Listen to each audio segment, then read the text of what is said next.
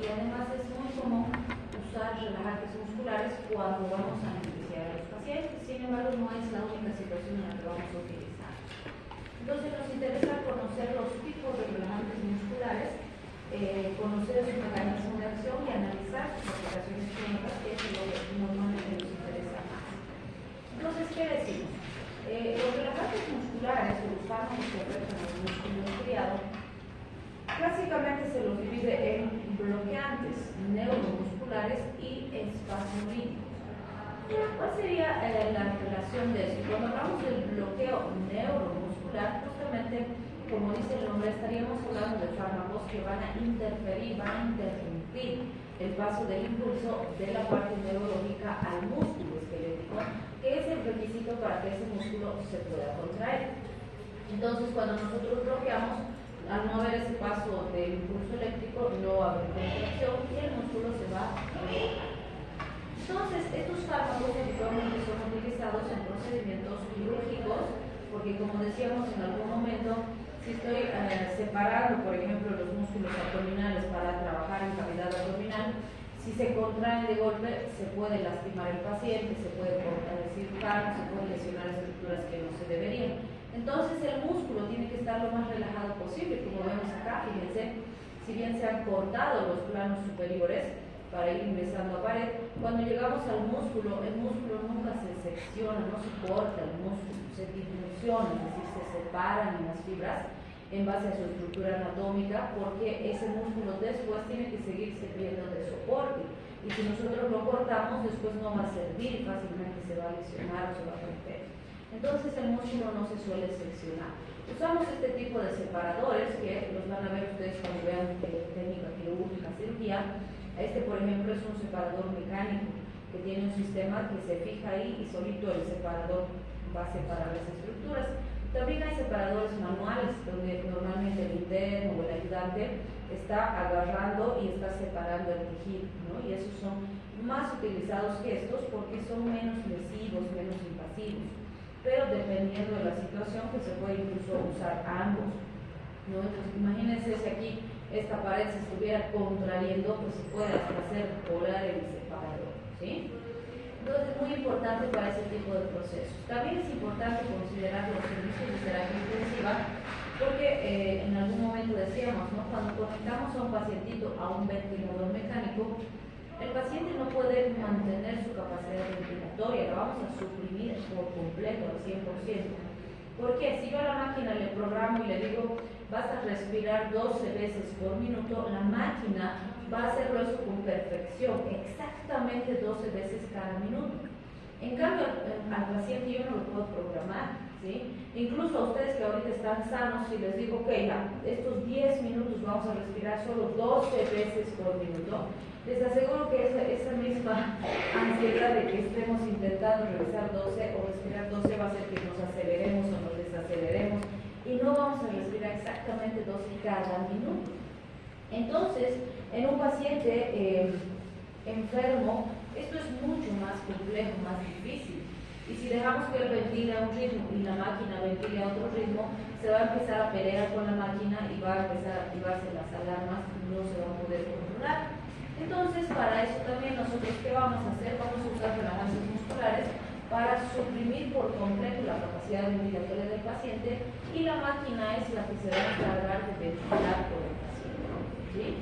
Luego, cuando lo vayamos a desconectar del ventilador mecánico, poco a poco vamos a ir restituyendo la capacidad funcional del pacientito para que pueda ir respirando por sí mismo y vamos a ir quitando el ventilador, ¿sí? Entonces ahí también se usa bastante por ese objetivo.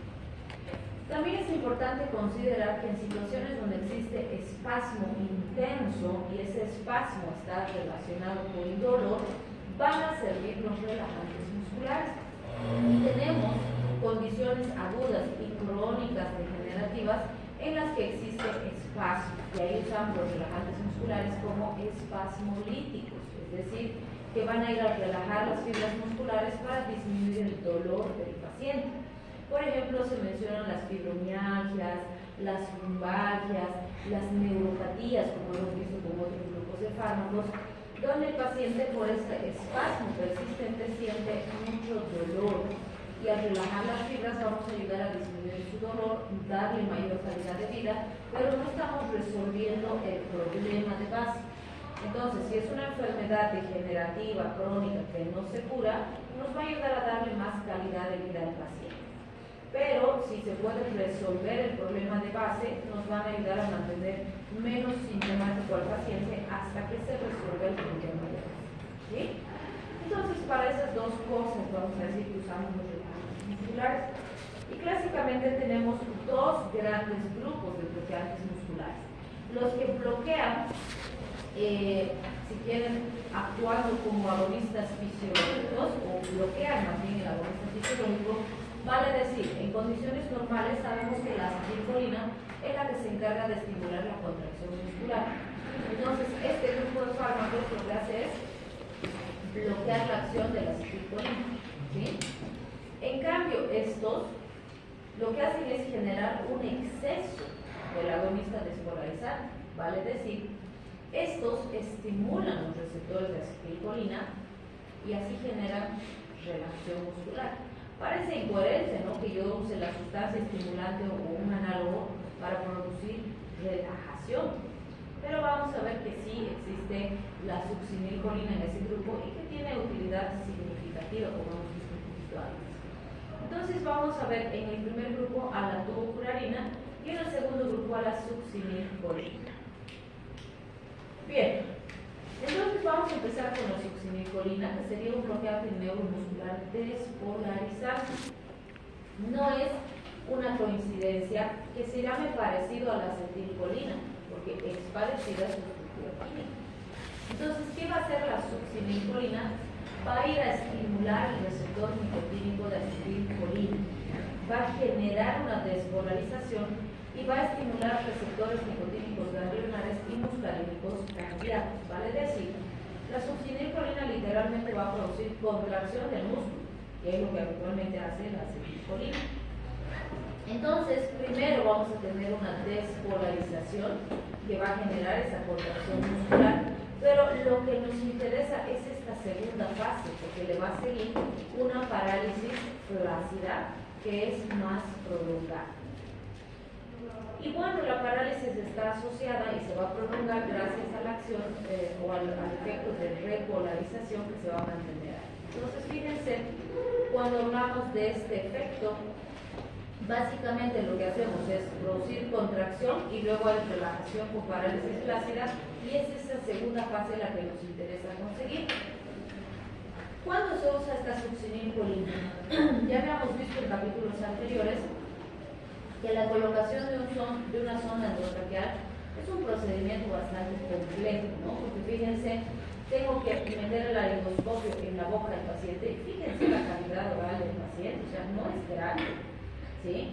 Más aún, si está inconsciente, voy a tener oposición de sus tejidos porque no me va a colaborar el paciente, es un procedimiento invasivo. Y además tengo que levantar el laringoscopio y este tubo que tengo acá voy a ir introduciendo, por eso si se fija tiene como un alambre al medio que me sirve de guía, hace que sea un poco más tenso si quiere en el tubo para que pueda introducir en el orificio donde necesito introducir. Entonces fíjense, es un procedimiento que no es sencillo, requiere habilidad del que va a realizar el procedimiento, pero además yo no me puedo tardar pues 5, 10, 15 minutos intubando al paciente. En teoría no debería demorar más de 16 segundos. Entonces intento 16 segundos, si no se puede, oxigeno con el ambú al paciente y luego vuelvo a intentar. Entonces vean, no es un procedimiento sencillo. ¿Para qué se usa aquí la succinilcolina? Vamos a ver que lo que me va a permitir o lo que busco con la succinilcolina es relajar la musculatura del cuello del paciente. Entonces, vamos a ver que la colocación de la zona endotraqueal es la principal aplicación y lo vamos a entender al ver su efecto. Fíjense, más o menos a los 30 segundos de administrado el fármaco van a aparecer fasciculaciones en tórax y abdomen. Estamos hablando de periodo cortísimo de tiempo, 30 segundos, ¿sí? La aparición de estas fasciculaciones nos orienta a que se está produciendo la primera fase de contracción muscular. Pero fíjense, antes de los 90 segundos, estamos hablando de 1 minuto y medio aproximadamente, aparece relajación del músculo del brazo, del cuello, de la pierna y los músculos respiratorios. Esta es la fase a la que queremos llegar, ¿sí? ¿Cuál sería el beneficio de esto en este paciente? Que al relajarse los músculos del cuello va a haber menos oposición a la maniobra con el laringoscopio y va a facilitar la introducción del tubo, ¿sí? Entonces, por esa razón es que con frecuencia se usa succinilcolina para la colocación del tubo endotraqueal, ¿sí? Y normalmente después de eso voy a administrarle anestesia al paciente, porque lo estoy intubando para realizar un procedimiento anestésico. Entonces, fíjense, esta sustancia química, como tiene un parecido tan cercano al de la propia acetilcolina, se metaboliza rápidamente por acción de la butirylcolinesterasa y la pseudocolinesterasa a nivel hepático y plasmático. La dosis es de 0.75 a 1.5 miligramos por kilogramo y además vamos a ver que la duración de acción es corta, en general entre 5 a 10 minutos. Pero en teoría 5 a 10 minutos es por demás un tiempo suficiente para realizar la intubación del paciente, ¿sí? ¿Qué efectos adversos podemos tener? Ya habíamos descrito cuando hemos hablado de anestésicos que la triada para la aparición de la hipertermia maligna, ¿cuál era? ¿Cuáles eran los tres elementos necesarios para que se presente hipertermia en un paciente? Genética. Predisposición genética, ¿qué más?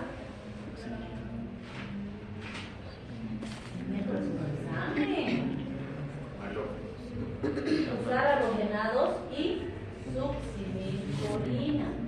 Entonces, fíjense, es habitual que usemos succinilcolina para intubar, les decía hace ratito, y después que usemos un halogenado para la anestesia. Y si a eso le sumamos que el paciente tiene la predisposición genética, que eso es algo que no tenemos como saber, puede aparecer hipertermia, ¿sí? Bien, entonces por eso nos dice que aparece con mucha frecuencia arritmias cuando asociamos con valotano y ahí pues se produce la hipertermia maligna también. Se ha visto también bradicardia solamente con succinilcolina, hiperpotasemia que puede asociarse a un paro cardíaco en el paciente, aumento de la presión intraabdominal que puede inducir a un broncoespasmo en el paciente, aumento de la presión intraocular, que normalmente es transitoria, es breve, no es de alta intensidad, pero en un paciente que ya tiene glaucoma puede ser suficiente para que se complique. En cambio, en un paciente que no tiene ningún problema ocular, un efecto de aumento de la presión de menos de 60 segundos difícilmente nos va a traer alguna complicación, ¿sí? Y también se ha visto dolor muscular postquirúrgico, que habitualmente se presenta en dosis por encima de 1.5 miligramos por kilogramo, pero en dosis menores a estas en general no se presenta, pero hay que tenerlo en cuenta. ¿Qué interacciones tiene la succinilcolina con anestésicos, antibióticos, antiarrítmicos y fármacos bloqueantes neuromusculares? Bien, por otro lado vamos a hablar de los bloqueantes neuromusculares que actúan en la unión neuromuscular, como habíamos mencionado, bloqueando la transmisión del impulso de la neurona presináptica a la postsinaple. Entonces ahí hablamos del famoso curare, de donde deriva la decubofularina. El curare, fíjense, así como vemos en las fotos, ha sido preparado ancestralmente por los aborígenes del Amazonas desde hace muchísimo tiempo. Y ellos lo que hacen es agarrar extractos de animales ponzoñosos, de plantas del Amazonas, y preparan un veneno y lo empapan en las puntas de sus flechas, ¿no? Así como vemos aquí, ya sea una cerbatana o los arcos y flechas que utilizan, porque van a usar esto para cazar. Entonces, ¿qué es lo que hacen? Si a un animalito que quieren cazar, plan, le llega la flecha, el animalito literalmente se va a desplomar, se desarma, ¿sí? Intenta pararse para escapar y no puede. ¿Por qué? Porque este curare bloquea la unión neuromuscular y el animalito es incapaz de contraer sus músculos para poder ponerse a salvo. Y así es una presa fácil de capturar. Entonces, los aborígenes han utilizado estas sustancias desde hace muchísimos años para cazar y así conseguir su alimento. En base base a esa observación es que se ha sintetizado este tipo de fármacos que van a actuar en los receptores NM, que sabemos que tienen 5 péptidos diferentes, 2 alfa, 1 beta, 1 gamma y 1 delta, y que van a interferir en el acoplamiento excitación-contracción, porque en condiciones normales esta neurona presináptica se excita, libera sus neurotransmisores y manda un impulso a la neurona postsináptica para que se pase el impulso eléctrico o la señal. En este caso lo que estamos haciendo es bloquear a ese nivel, de modo que aunque exista el impulso de inicio, no se pasa el impulso y no se transmite la sensación, o en este caso la señal para la contracción muscular. ¿Sí? Bien, entonces vamos a empezar con la tubocurarina. Cuando hablamos de la tubocurarina, este ha sido el primer derivado de este grupo farmacológico, y lo que vamos a ver es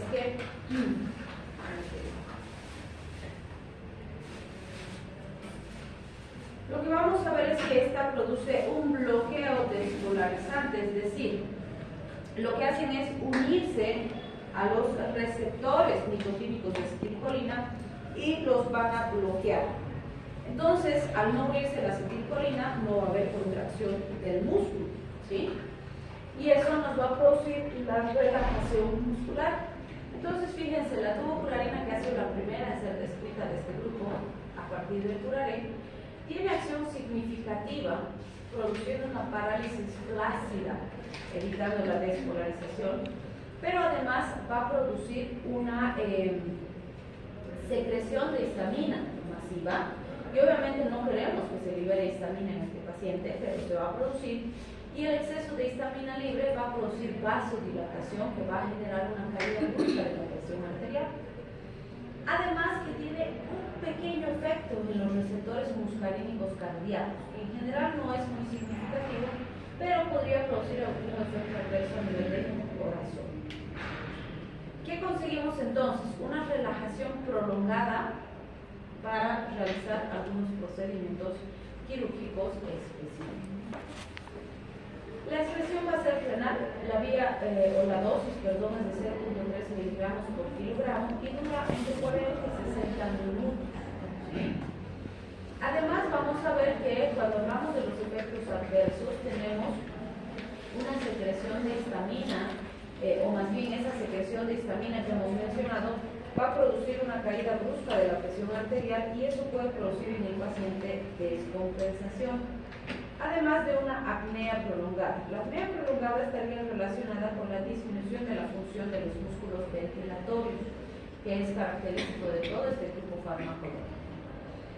Las interacciones estarían asociadas a otros anestésicos que se pueden potenciar el efecto despolarizante y otros bloqueantes neuromusculares. El cisatracurio, que pertenece a la misma familia, vamos a ver que es muy parecido, en realidad sí se tuvo curarina entre el cisatracurio, porque también es antagonista competitivo de los receptores nicotínicos de acetilcolina, entonces sus efectos son muy similares. Vamos a ver que impide la despolarización por acetilcolina, produciendo una parálisis flácida. La ventaja es que no produce liberación de histamina, por lo tanto, el efecto en la presión arterial no se va a producir. Además, que no tiene efecto muscarínico, ni siquiera leve como tenía la tubocurarina. Entonces, nos va a producir una relajación prolongada, que es útil para procedimientos quirúrgicos. También vamos a ver relajación del músculo ventilatorio y la ventilación mecánica. En los pacientes se puede beneficiar de forma significativa el tiempo que se necesite conectar al paciente, ¿no? En pacientes que están en terapia intensiva. Algo muy importante del cisatracurio es que no depende de la función renal ni hepática, por lo tanto, es un fármaco bastante seguro aún en pacientes que tienen problemas hepáticos o renales, ¿sí? Y la duración es entre 25 y 45 minutos. Evidentemente, si el procedimiento que vamos a realizar dura más de 45 minutos, voy a tener que ir aumentando progresivamente las dosis para mantener el efecto a lo largo de la cirugía. ¿Sí? También puede producir apnea prolongada, pero como no produce liberación de histamina, entonces no va a producir hipotensión y es mucho menos tóxica que el atracurio. Entonces, de todos estos grupos, uno de los más tóxicos, vamos a decir, es el atracurio, de todos estos fármacos que pertenecen a este grupo. Después tenemos al procuronio, que es muy parecido, fíjense, el mecanismo de acción básicamente es el mismo, tampoco produce liberación de histamina, pero este sí produce un leve efecto antimuscarino, pero que en general no tiene grandes repercusiones. Entonces sus aplicaciones son muy parecidas a las del cisatracurio. Es útil en pacientes con alteraciones renales porque no tienen nada de metabolismo o eliminación a nivel renal. Su metabolismo es principalmente hepático y su inicio de acción es rápido, entre 60 y 120 segundos, y va a durar aproximadamente 35 minutos. Entonces, para cirugías cortas se presta muy bien, pero para cirugías mayores se va a ver la necesidad de aumentar las dosis a medida que vaya pasando el efecto en el procedimiento que vamos a realizar, ¿sí? Como efectos adversos está la apnea prolongada, igual que con todos los de su grupo, pero también es menos tóxico que el atracurio. El otro grupo que vamos a ver es el de los espasmolíticos de acción central. Por ejemplo, tenemos al baclofeno, que va a actuar en los receptores GABA de tipo B. Esto hace que al potenciar una respuesta inhibitoria central en las neuronas motoras específicamente, vamos a tener inhibición pre y postsináptica de los estímulos motores, hiperpolarización con un aumento de la conductancia en potasio y disminución de la liberación de transmisores a nivel de médula y del cerebro, inhibiendo la liberación también de sustancia P. Este último elemento, es decir, la inhibición de la liberación de sustancia P, hace que sea muy bueno para disminuir el dolor. Entonces, aparte de relajar los músculos y de esa forma disminuir el espasmo, también disminuye el dolor en el paciente, lo cual hace que se preste muy bien para pacientes con lesiones agudas o enfermedades donde el espasmo genera dolor, porque así vamos a atacar en los dos elementos. Entonces, podemos usar cuando hay espasticidad intensa por parálisis cerebral, en pacientes con esclerosis múltiple, apoplejías. También se ha utilizado en pacientes que están con síndrome de ansiedad, por ejemplo, y quieren volver a consumir alcohol y están muy ansiosos, están muy nerviosos y demás. Nos puede ayudar a tranquilizar al paciente. Y también se ha usado en prevención de migrañas. Recuerden que el baclofeno, en general decimos, es un excelente relajante muscular. La aplicación puede ser oral o intratecal, aunque recordamos siempre que mencionamos la vía intratecal, que no se aplica por cualquier profesional, porque implica la administración directa del fármaco a nivel de la teca, que es parte del sistema nervioso. Entonces, no es una práctica habitual, por decirlo así.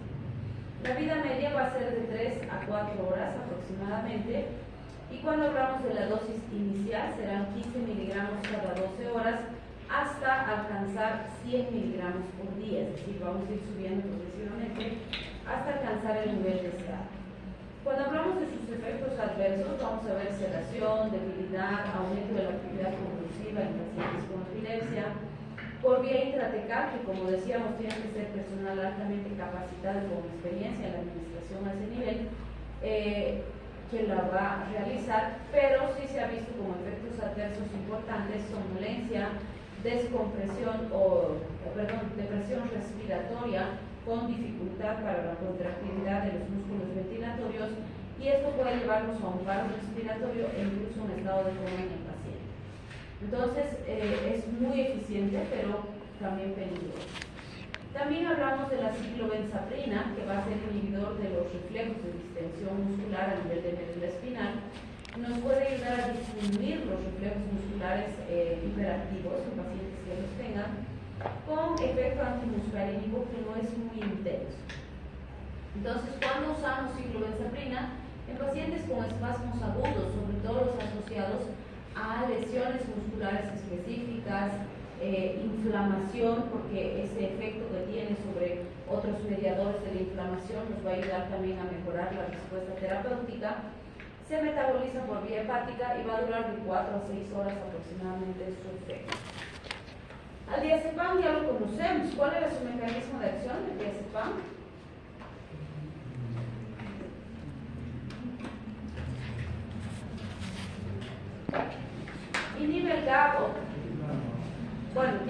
acción GABAérgica, ¿no es cierto? Nos va a aumentar el efecto inhibitorio del sistema GABAérgico, si quieren, en el paciente, generando una sedación intensa. Entonces, más bien, va a estimular los receptores GABAérgicos y de esa forma va a aumentar la respuesta inhibitoria producida a nivel central. Se ha usado en espasmos crónicos asociados a parálisis cerebral, lesión de la médula espinal, espasmos agudos en lesiones musculares, apoplejías y cualquier enfermedad neurodegenerativa donde queremos relajar el músculo. Además, les comentaba, en algunas situaciones agudas donde el paciente tiene mucho dolor asociado a espasmo, también puede ser buena alternativa para mejorar la sintomatología. El problema es que el metabolismo hepático es muy importante, entonces hay que manejarlo con cuidado. La duración de acción es entre 12 a 24 horas aproximadamente y como efectos adversos tenemos depresión del sistema nervioso central y dependencia, que ya hemos descrito cuando hemos hablado de las benzodiazepinas. También es importante considerar la trizanidina. Cuando hablamos de la trizanidina, vamos a ver que es agonista de receptores adrenérgicos alfa-2 a nivel de la médula espinal, y esto pues va a hacer que exista una disminución significativa del espacio, ¿sí?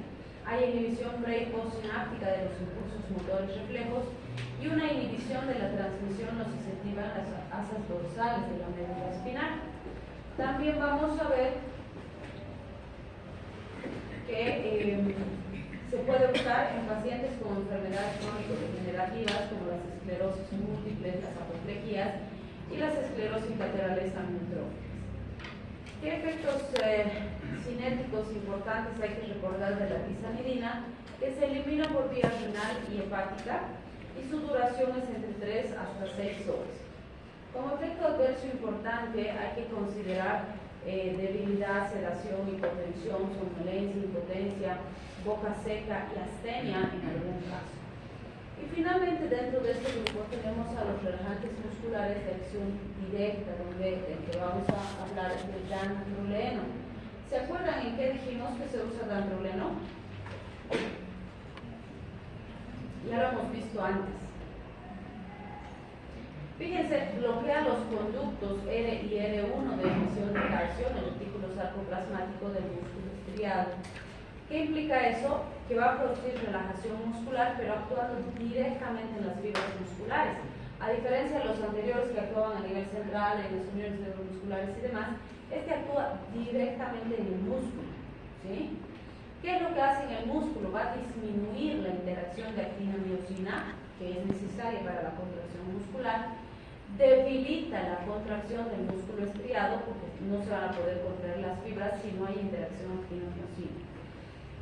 Intravenoso se ha usado, o bueno, se usa en pacientes con hipertermia maligna. Ahí les mencionaba que lo hemos visto al dantroleno. Recuerden, hemos dicho, algunos autores consideran al dantroleno como antídoto para la hipertermia maligna.